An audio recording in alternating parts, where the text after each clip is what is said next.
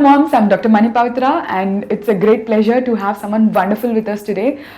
She's none other than Kim Kiyosaki. She owns 7,000 apartment suites, she owns 3 golf courses and multiple hotels. 2 couple hotels and some commercial property. And a lot of commercial property. So she is the guru of financial education, especially in the space of women. Yes. It's been so many years that women have been struggling mainly with finances world over. And if it wasn't for you, Kim, I don't think we would have received that kind of education. Oh, that's kind of you. That's yeah, kind of you. like because if you have to reach out to someone, if we have to start somewhere, we are absolutely clueless. And thanks to your books, we can even think of starting at some place. Good. That's the whole point. Yeah, and I read about your books when I was in college. Oh, fantastic. Yeah, when I was in my first year of college, I came across your book and I started reading those books. And by the time I came out of college, I didn't have to work with anyone because I started investing started early. Very early. Oh, right fantastic. in the first year of college, I started investing. Well, it's really an honor to be here, Dr. Mani. I really appreciate taking the time and having this conversation. How did it all start for you? When did you start your financial education? And also, one major thing, how is regular education different from financial education? Oh, very different. It's very different. Actually, that's a great question because what it takes to be successful in the real world is opposite of what school teaches you. So, for example, they teach you, number one, in school, don't make mistakes. Well, the only way we learn in the real world and in investing is by making mistakes. We make mistakes, we learn, we correct, we move forward. In school, they punish you for making a mistake, so kids come out of school. I came out of school scared to death about making a mistake. Oh. And people become paralyzed, they don't do anything. So somebody asked me the other day, what is the key to successful entrepreneurs that I know? And one of the keys is that they're not afraid of making a mistake. And if you can get that mindset and learn from every single mistake, you're going to be so far ahead of the game. So that's number one. Number two, in school, they tell you to do it on your own. Well, to be successful in real estate, to be successful in business, you got to have a team of people. If we say if you're the smartest person on your team, you're in trouble. Because you need smarter people around you. You need a lot of skills around you to really grow your business, whatever your business is. And the third thing that they say is there's only one right answer. Well, we know in the world there's a lot of right answers. There's no one way to do anything. Right. So I think if you kind of reframe your head about what they teach you in school works in school, it works in academia, but it doesn't work in the real world. Wow, I simply love that. What they teach in school works in academia. Yes. It doesn't work in the real world. No, it does not. Wow. And actually the school system is designed where only 20% of kids learn that way. 80% of us don't learn the way school teaches. So 80% of us, myself included, come out of school, don't know what we want to do, we're not motivated, we have, our creativity has been crushed because we don't fit in that school system. So I'm all about educating women, kind of not the way the school system teaches, the way we teach, about really taking control of your money. I want to encourage women to really understand money and just know that you don't have to depend upon somebody else for your financial well-being. Yeah. As a child, and when I was growing up, I had to depend on my parents for the money. Especially in India, we are not. We don't go out and do jobs for our schooling and education. Okay. We are totally protected as women. We are fully protected. We're not allowed to step out to earn our own money. Yes. Yeah. So in school, the entire schooling is taken care of by our parents. Okay. And then the moment we are finishing our education, they get us married. That is the next big goal, you know. So then you become dependent on your husband. Yes. So it's like, absolutely, we don't have any clue. Like, it's like, okay, dad gives the money and then husband is there to take care of everything. So why do you need money? Yes. Even if the girl is from a very good financial background, she has no clue about taxes. She has no clue about how to make money. Yes. And they think it's only the working woman. Even the working woman, she earns and she comes and gives the money at home. She's not in charge of her finances. Yes. So how important do you think it's for women to take charge of their finances? I think it's crucial. And that scenario, I think it's a little more intense. It is more intense here in India, but it's a very similar scenario around the world. Wow. We have not, as women, been taught about money. We haven't been taught anything about money or investing. We've actually been taught to depend upon somebody else for our financial well-being all over the world, be it a husband, be it a family member, be it the government. And so that mentality still to this day is prevalent all over the world. The reason I think it's so important that women take charge of their money, number one, find out what you have. Let's just talk about India, okay? You're married, there's your husband, you have no idea what money you have, you don't know where it is, and all of a sudden he unexpectedly passes away. And she has no idea. And then people come to help, and they help themselves, and the next thing you know, she's broke. True. So this is a scenario that plays out all over the world, day in and day out. So I've seen so many women end up in a financial crisis just because they have no education about money. They've never learned anything about money. For me, money is about freedom, and it's about self-esteem, and it's about confidence. Knowing that you can provide for yourself, knowing that you can take care of yourself, then in terms of the relationship, for example, when I understood real estate, and I knew how to invest in real estate, I knew how to make money from real estate, I knew then that I did not need my husband, Robert. I didn't need him. I wanted him, but I didn't need him. True. And that really changed the dynamic of the relationship because I was not dependent upon him. I was with him and he was with me because we wanted to be together, not because we needed one another. So for me, money is about freedom.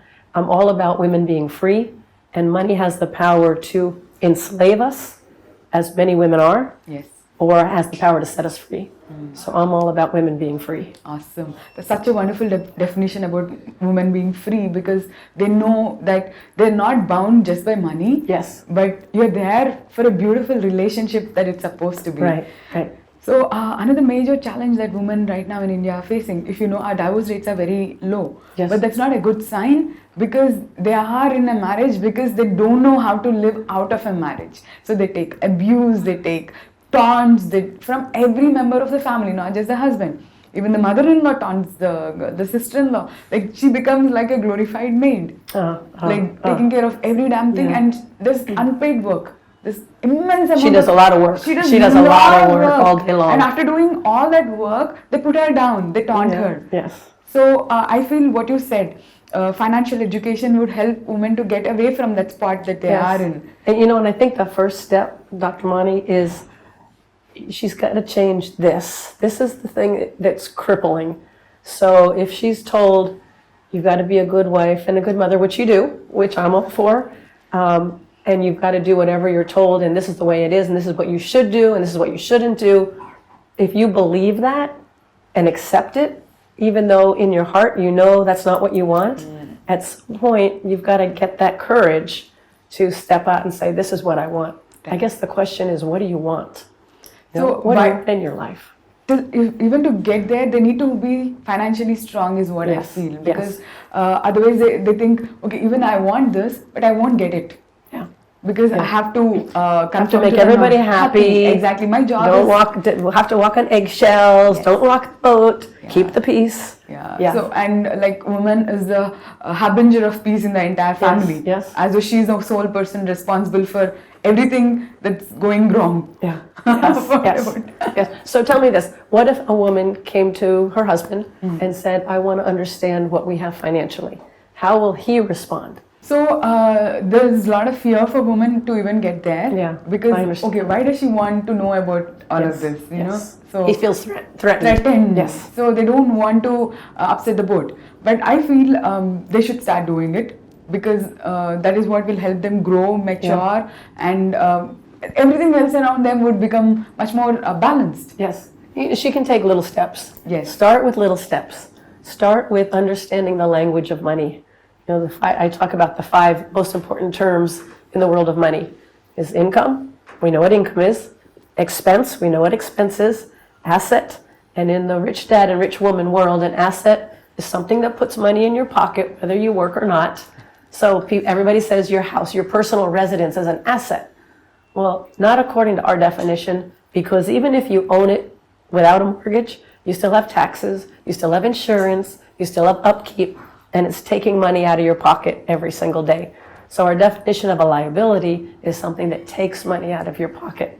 So that your personal residence actually is a liability, not an asset. Now, if you decided you have a couple extra bedrooms and you're going to rent those out, and the rent is greater than your expenses, then it becomes an asset. Yeah. Yes, yes. But you can start very small. I'm not here to plug my book. You could start with Rich Woman. Yes. You could start with Rich Dad, Poor Dad. You could go online, just start learning the language of money.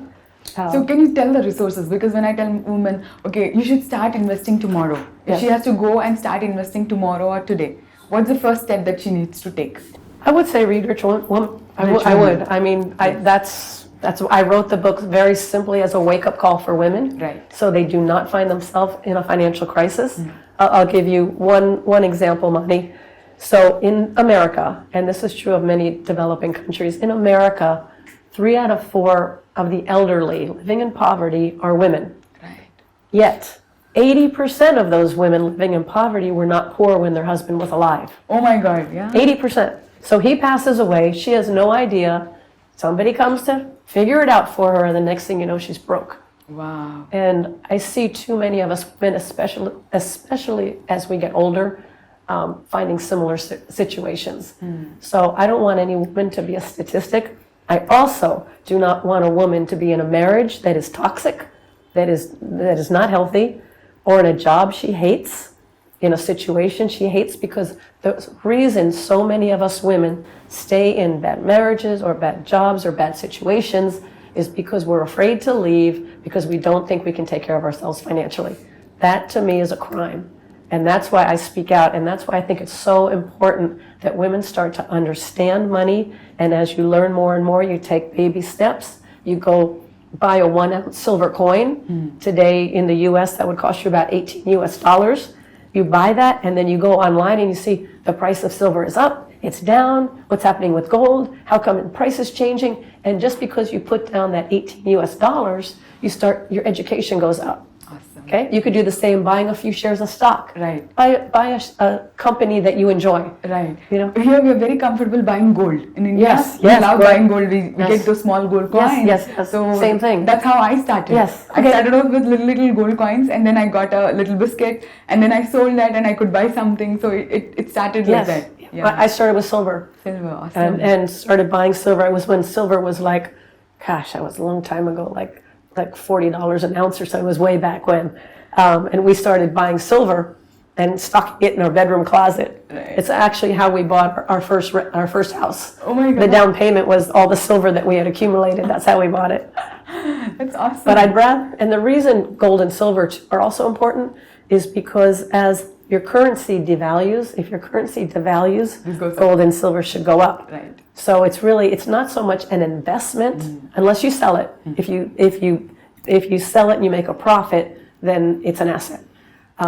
But we keep it in case the dollar devalues, gold and silver would go up. In case the rupee devalues, gold and silver should go up. True. Yeah.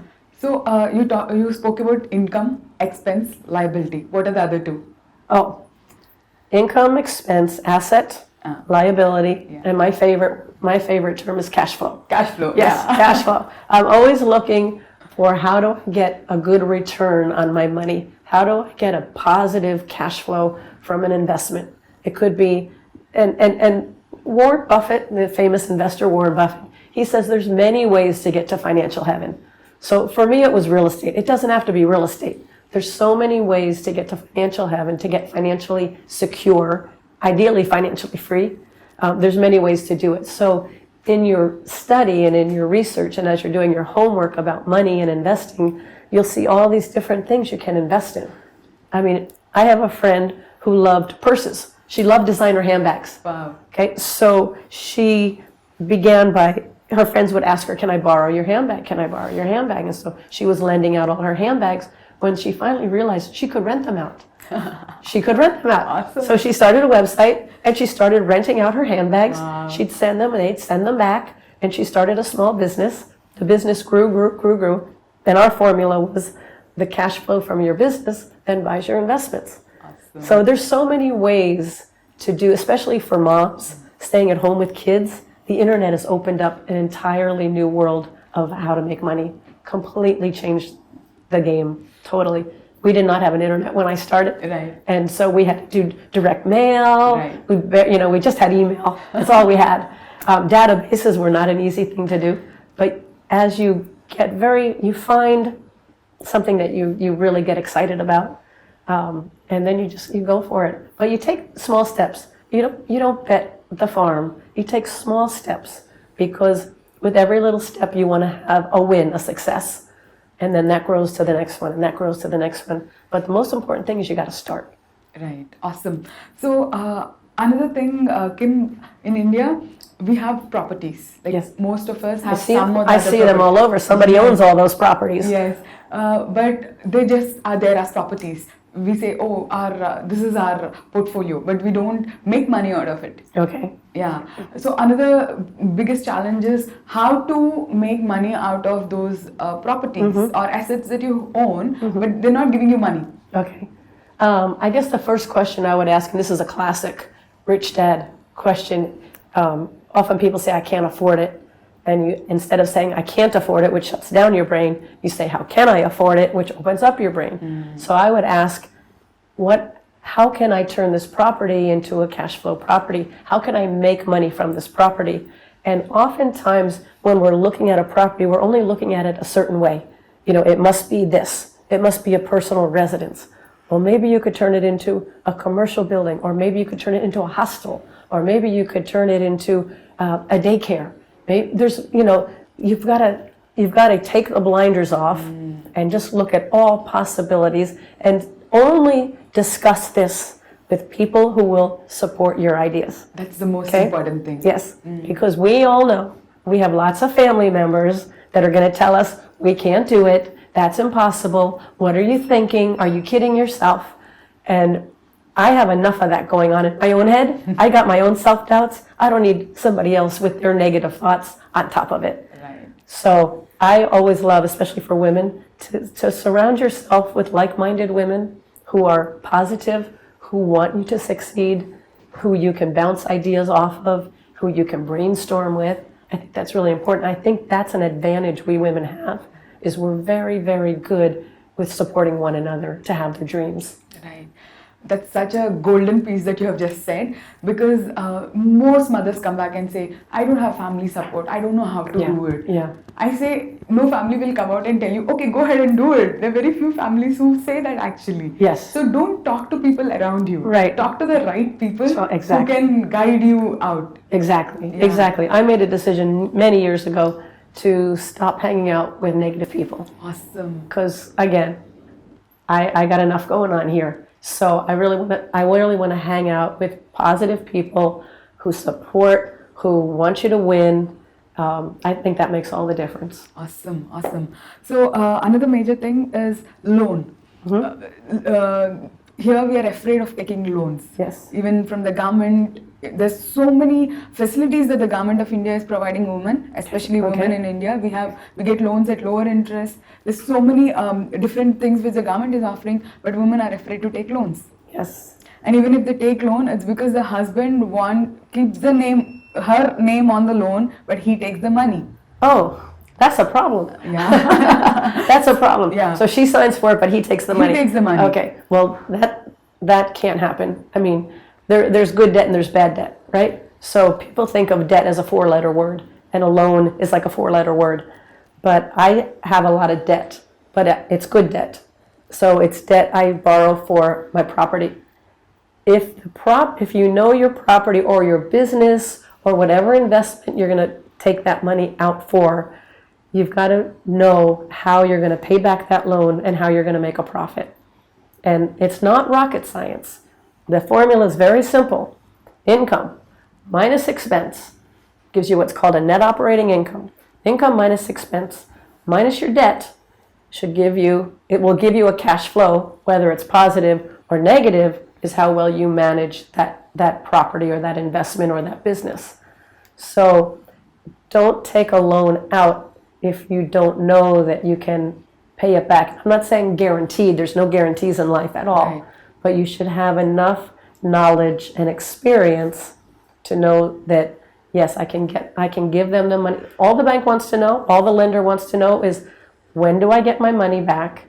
And can I get my money back? And when will I get my money back? That's all they want to know. How are you going to pay back this loan? That's all they want to know. If you go in to get a loan, go with the mindset of telling them how I'm going to pay you back and how fast I'm going to pay you back. That's all they want to know. Right. Now, one other thing is, if you're going to take a loan, like a private loan from a friend or a family member or some private party, you've got to be 10 times more responsible for that money. Yeah.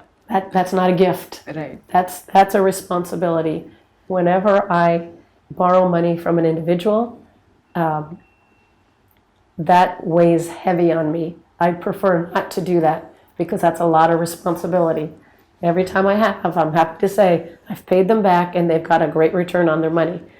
But don't think that, oh, I'm going to borrow money from mom and dad and then it goes south and you're not responsible. Well, they're not going to probably loan you any more money and they're probably going to tell you why it didn't work. And what a silly idea that was. Yeah. So, from a homemaker, is it necessary that she should have a business or can she directly become an investor? She could directly become an investor. She could directly become an investor. Yes, absolutely. The moment we say become an investor, they think either they need to run a business or they need to have a job. Women think these are the only two options to get money. But I feel you don't have to do anything. Even investment is the best option. Instead of getting yourself locked in some other company or running your own business, the best way to do it is just start investing first, and you have your time. You can spend all the time with your kids. You can spend all the time with your family and indulge in your own passion too. Right, absolutely. Just be aware that if you really need to do some homework first, if you've never done this before, because oftentimes the mindset of a mom is being a mom and taking care of everybody, and not really putting herself first. We put everybody else first, don't we? We put everywhere, the family, the husband, the kids, everybody gets placed first, and we put ourselves last. As an investor, you're going to have to put yourself first because you're going to have to be responsible for whatever money you're investing. Wow. You've got to be actively watching it. The problem for a lot of women is they take their money and they blindly, and we all work really hard for our money, they blindly turn it over to some financial planner or financial advisor. No financial advisor is going to look after your money better than you. Wow. So if you're going to invest money, then you need to be an active investor. You got to be watching it every single day and paying attention to what's going on. You got to look at your numbers. You've got to really watch it, because the biggest mistakes I've made in investing is when I've taken my eye off the investment. Wow. That's when I lose money. That's a very, very beautiful point. So another question came. Other than Rich Woman and Rich Dad books, if they want to start investing in different things, do you have a book for each? Yes. Like for real estate, how do they get started? Or if it's stock, how do they get started? Yes. Sure. Yes, absolutely. And my second book's called It's Rising Time. And the reason I wrote It's Rising Time is because Rich Woman was a wake-up call. And I saw a lot of women, they would get excited, but they wouldn't know how to take that first step. Right. They wouldn't know how to get into action. So I wrote It's Rising Time so women could understand the steps necessary to get into action. Wow. Now we also, at the Rich Dad Company, we have a group called the Rich Dad Advisors. And the advisors are the experts in these different fields. So for example, in real estate, we have the ABCs of Real Estate Investing by Ken McElroy. Good friend of ours. We've been investing with Kenny for 18 years. He's a dear friend. These are all real teachers. Let me explain, real teachers. Yes. Okay. So there's fake teachers out there. A lot of people in academia, they're fake teachers. They're telling you what to do, but they've never done it. A lot of consultants, they'll tell you what to do, but they're not doing it.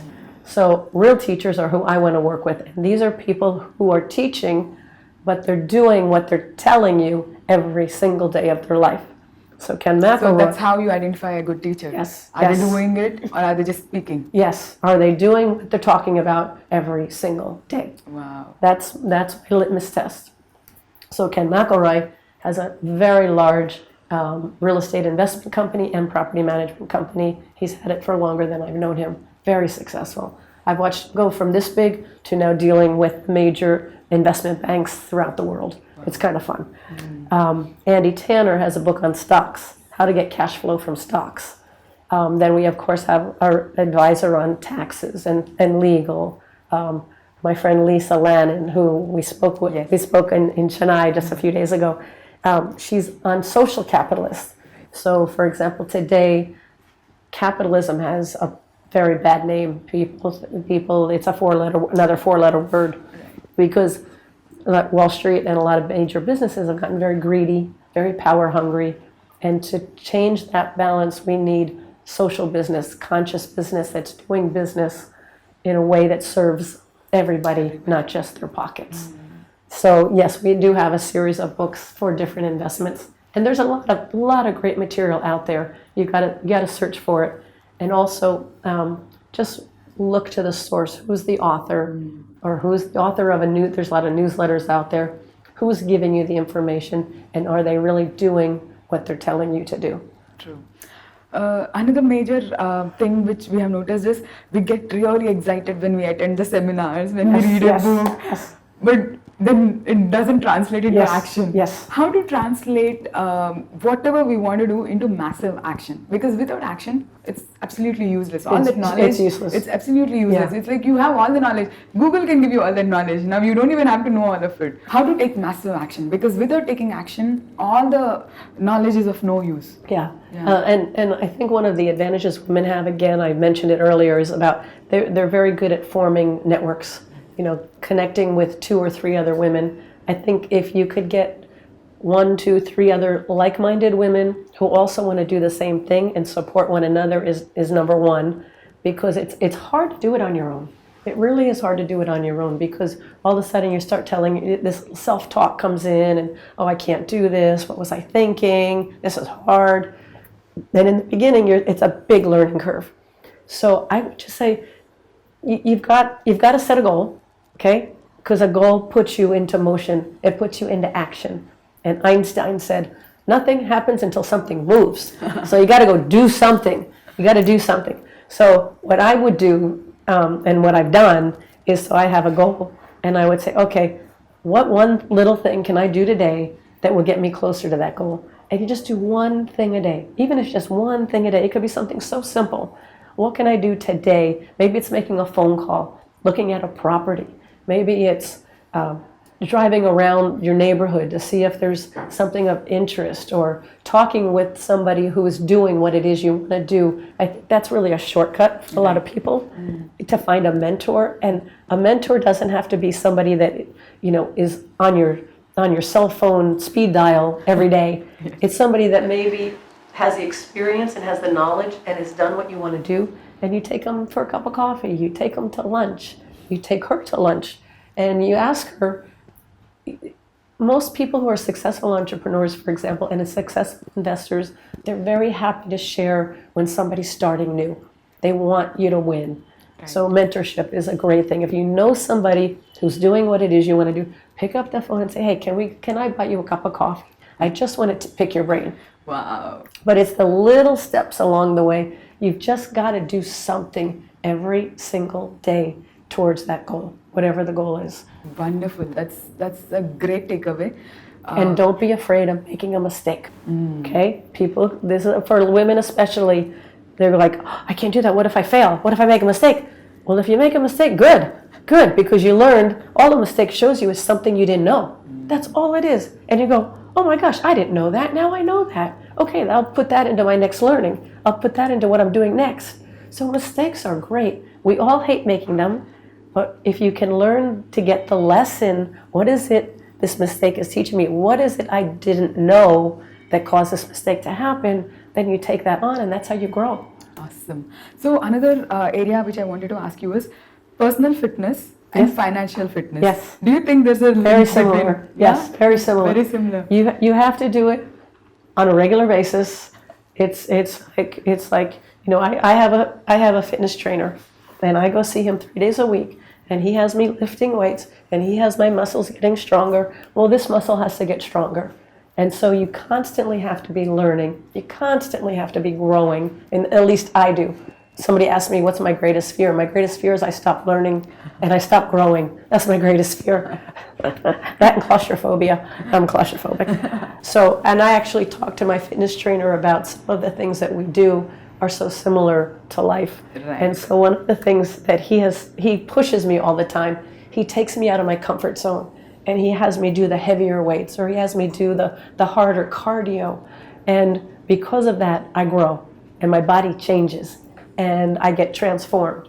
So it's great if you can just stretch yourself a little bit, get yourself out of your comfort zone, because where real change happens, it's not by you just doing the same old thing every day. You've got to do something that's going to stretch you a little bit and take you out of your comfort zone, because you've got to make those breakthroughs. That's where learning happens. Learning doesn't happen by doing the same thing every day. Learning happens by putting yourself in a place that, you feel a little angst and a little knot in your stomach, and if I can do this, this would be great, and you go do it. Whether you know you can or not, you go do it, and then you have this win and this breakthrough, and that's how change happens. Wow, thank you so much for that, because in Million Moms, our entire first year, we were asking mothers to wake up, to take charge of their health. Yes. Because we were telling them, you have to work out every single day. No matter what, just start taking care of your body. Yes. And this year, our goal is all about finances. We are telling them, please start looking at your money. See where your money is coming from. If you're not making it, start making money. Yes. Because that is your thing. That's exclusively for you. No one is there to take care of your health. No one is there to take care of your money. Right. You need to do these two things. You need to take charge of these two things. You do. And for moms, I've seen a lot of moms, unfortunately, oftentimes when there's a divorce or something like that, death of a spouse, oftentimes the children are also affected. So if she doesn't know how to take care of herself financially, how's she going to take care of her kids financially? So it really is the whole picture. Yes. So any story you want to share in closing, which has impacted you, which you think our moms would be benefited from hearing? Well, I'll tell one story. Mm-hmm. One story. Did you just ask this? I just popped into my head. Because we're talking about school. Yes. We were talking about school and how people learn. So I was not a good student, and I came out of school vowing I would never set foot in a classroom again. Wow. Because I was taught to sit down and be quiet, which is the worst way to learn, and I'm gonna tell you what you're gonna learn, whether you like it or not, right? So I came out of school totally uninspired, never wanting to go to school again. So one of the first gifts my husband, Robert, gave me, not jewelry, not a nice trip somewhere, no. He gave me an accounting class. Wow. An accounting class. And he said, I want to make sure you know your assets from your liabilities. And I'm like, yeah, thanks, great. So I go to this accounting class. I'm a little hesitant because it sounds like school, but it really was a game environment. And it was the accounting game. And we were in teams. We made a lemonade stand, so it was very hands-on learning. We were interacting with each other. We were learning how to sell, how to keep track of inventory, how to keep track of our numbers, and it was a really fun learning experience. And I came away from there with not just a little bit of accounting knowledge, but I came away, the course lit a spark in me that totally revived my love of learning. Wow. I found out I love learning. I really love learning. And it was school that had knocked it out of me. School, I was so bored, and it kind of takes out your creativity. It killed my spirit, because I went into school wondrous and curious, and I came out of school like a zombie. So the reason I'm saying this story is for women, you've got to find out what it is you want to learn. Don't do it because I say it's a good idea. Just because I say it's a good idea, you may have no interest in it at all. Then you're not going to study, you're not going to do what you need to do to be successful at it. So find that thing, whether it's in the world of investing, of which there's 4 asset classes: business, real estate, paper, which is stocks, bonds, mutual funds, commodities. Whether it's one of those investments that you get interested in, something will resonate within you when you learn about these. And so find the thing that interests you most. Maybe it's a small business, maybe it's an online business, because once you find that thing that really lights up your heart, then that's where the real learning and the real growth will happen. And that's where success happens. Awesome. Thank you so much, Kim, for your valuable time. I love your cash flow game. Oh, thank you. That's a great way to learn too. Yeah, the cash flow because, board game. I have it on my phone. Oh, fantastic. That's the only game which is there on my phone. Fantastic. And I play like left, right, center. My kids play, we play cash flow all the time. Oh, that's wonderful. And there's so much that I learned out of the game. Yeah. So do you want to talk to people if they want to buy that game and how they should play the game, how families can come together to play that game so they can go back to your site or something? Yeah, it's a great way to learn. Actually, we created the cash flow game before Rich Dad Poor Dad. Oh, really? That was our first product because we had not retired, we were financially free.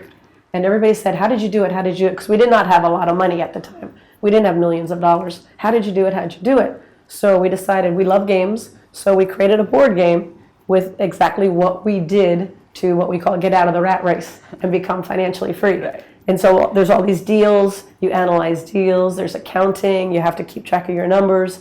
And most of those deals on that board game we've done. Some were good, some were not so good. But it's a great way to learn, and it's also a great way to include your kids, as you're saying. Right. Because mom, dad, and the kids can play together, and then it sparks conversation. Right. Then you have a discussion, Right. and you talk about money, and you talk about this. Even for moms who start investing, include your kids. If you have a business, include your kids so they learn along right with you. And you can get the game, you can get it at Success Kian, or you can get it at Rich Dad, go to richdad.com.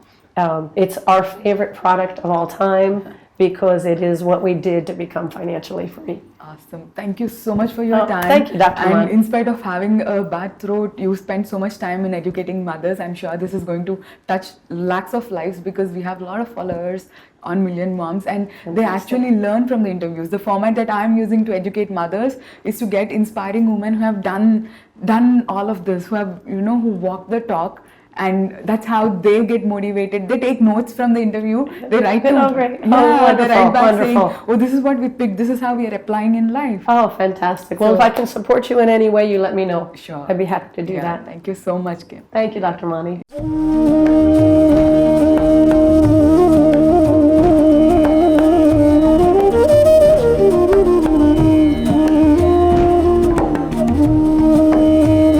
Take up the 21 days challenge. Log into www.millionmoms.in. For more details, contact 77024 9110.